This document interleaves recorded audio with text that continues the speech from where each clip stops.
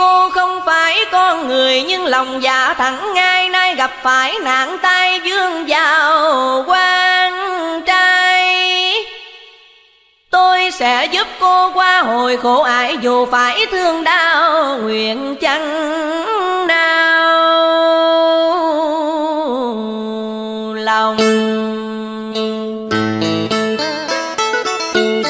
Vì cả hai ta cùng chung một tâm đồng. Cô là hồ ly mà hiền lành cứu người vô tội, tôi là lương y cứu giúp người qua khỏi bệnh căn. Vết thương trong người, đi đứng đã khó khăn, thì làm sao vào rừng mà một mình tu ẩn.